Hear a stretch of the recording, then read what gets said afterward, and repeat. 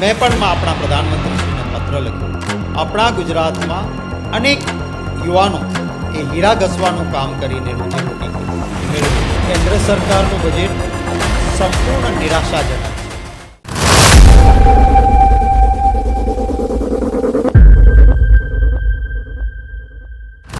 કેન્દ્ર સરકારનું બજેટ સંપૂર્ણ નિરાશાજનક છે. મોંઘવારી, બેરોજગારી અને અનેક મુશ્કેલી વચ્ચે રહેતા ભારતીયોને અપેક્ષા હતી કે આ વર્ષે ચૂંટણી આવી રહી છે, એટલે ચૂંટણીલક્ષી બજેટમાં અમને કંઈક રાહતો મળશે. ખાસ કરીને જે કરદાતાઓ છે, પ્રમાણિક કરદાતાઓ, એમાં પણ ખાસ કરીને નોકરિયાત વર્ગ જે આવક છુપાવી ન શકે, એમને મોટી અપેક્ષા હતી કે ચૂંટણી આવી રહી છે ત્યારે મોંઘવારી અને બેરોજગારીને ધ્યાને લઈને સરકાર ઇન્કમ ટેક્સના સ્લેબમાં વધારો કરી આપીને અમને કોઈક ફાયદો આપશે. પરંતુ આ બજેટમાં direct tax, indirect tax, import duty બધા જ દરો યથાવત રાખવામાં આવ્યા છે. એટલે ઇન્કમ ટેક્સમાં પણ કોઈ ફાયદો નહીં, બીજા જે કરના માળખાઓ છે એમાં પણ કોઈ ફાયદો નહીં. ગયા વખતે કહ્યું હતું કે હજી કોરોનામાંથી તકલીફમાંથી ઉભરી રહ્યા છીએ એટલે કેટલાક ટેક્સ વધારે નાખેલા છે, પરંતુ આ બજેટમાં પણ એના એક કર એ યથાવત રાખવાનો નિર્ણય કર્યો છે સરકારે. એ દેશના અર્થતંત્રને, દેશના નાગરિકોને નુકસાન કરશે.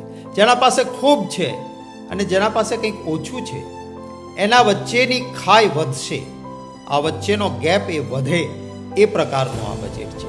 ખાસ કરીને જો આપણે ગુજરાતના સંદર્ભમાં જોઈએ તો આપણા ગુજરાતમાં અનેક યુવાનો એ હીરા ઘસવાનું કામ કરીને રોજીરોટી મેળવે છે. કેટલાક હીરાના કારખાનાદારો, કેટલાક એના વ્યવસાય સાથે જોડાયેલા લોકોને રોજી મળે છે.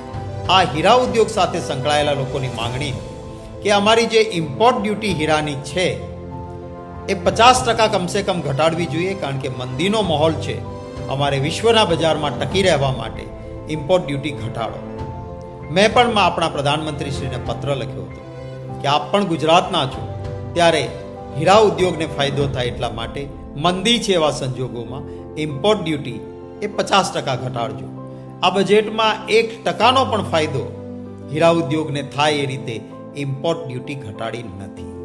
એવી જ બીજી માંગ અલંગ શિપ બ્રેકિંગ યાર્ડ, એમની વાત છે કે બહારથી સ્ક્રેપ એટલે કે બહાર ક્યાંય દેશમાં કોઈ શિપ બ્રેક કર્યું હોય, ભાંગ્યું હોય અને એનો ભંગાર લાવે, એનું લોખંડ લાવે, તો એના ઉપર જો તમે કસ્ટમ ઝીરો રાખો, ઇમ્પોર્ટ ડ્યુટી ઝીરો રાખો અને અલંગમાં શિપ લાવીને ભાંગે, તોડે, રોજગારી આપે, એના ઉપર જો દર વધારે રાખો તો ક્યારેય આ ઉદ્યોગને ફાયદો ન થઈ શકે.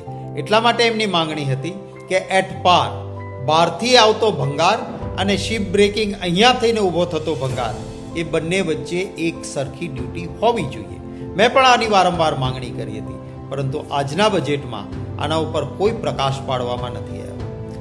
જે ખાધ છે એ આ બજેટથી ખૂબ વધશે. કેટલાક સુવાળા શબ્દો છે, જાહેરાતો છે, પરંતુ હું એ જઈને પછી બજેટના ફળવાયેલા નાણાંની જોગવાઈ જોતો હતો તો જે શબ્દોની સજાવટ કરી છે એને અનુરૂપ કામ કરવા માટે જે નાણાં ફળવાવા જોઈએ એ નાણાંની ફાળવણી જ નથી. એટલે શું થવાનું કે આ શબ્દોની સજાવટ, ગમે એવા શબ્દો, સુવાળા શબ્દો એ પ્રવચનના શબ્દો રહેશે, પરંતુ લોકોને એનાથી ફાયદો જે થવાનો હોય એ ફાયદો નહીં થઈ શકે. અને એટલા માટે પણ આ બજેટ એ સંપૂર્ણ નિરાશાજનક બજેટ છે. મારે એ પણ કહેવું છે કે જે રેલવેની વારંવાર વાત આ બજેટમાં થઈ છે, ગતિની વાત થઈ છે, પરંતુ ગતિ કરતાં વધુ જરૂરી એ સલામતી છે. હમણાં રેલવેના અકસ્માતો વધ્યા. નિષ્ણાતોએ કહ્યું કે ફોલ્ટી સિગ્નલ છે, સિગ્નલમાં ભ્રષ્ટાચાર થયો છે, કેગે પણ કહ્યું, પરંતુ સલામતી માટેની કોઈ ચિંતા આ સરકારે કરી હોય એવું દેખાતું નથી.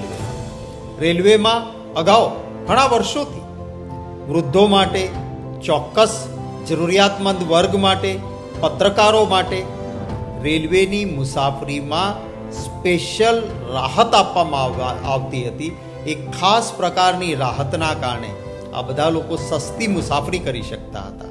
કોરોનાના બહાના નીચે આ વ્યવસ્થા દૂર કરી હતી. હવે કોરોના તો જતો રહ્યો, હવે ક્યાં કોરોનાની અસર છે? ત્યારે આ વખતે રેલવેમાં ફરી વખત વૃદ્ધો, ચોક્કસ જરૂરિયાતમંદ વર્ગ અને પત્રકારો માટે મળતી એ સ્પેશિયલ સબસિડી, ચોક્કસ રિયાયત ફરી વખત શરૂ થાય એવી બધાની અપેક્ષા હતી. મેં પણ માંગણી કરી હતી કે આ શરૂ કરવું જોઈએ, પરંતુ એનો પણ આ બજેટમાં કોઈ ઉલ્લેખ નથી. અનેક લોકોની આશાઓ, ખાસ કરીને ખેડૂતો, નાના ઉદ્યોગકારો, મહેનતકશ લોકો, નાના વેપારીઓ, જીએસટીની મુશ્કેલીઓ, આ અંગેનો કોઈ ચોક્કસ પ્લાન, કોઈ ચોક્કસ યોજના કે રાહતો આ બજેટમાં નથી. આમ આ બજેટ સંપૂર્ણ રીતે નિરાશાજનક છે.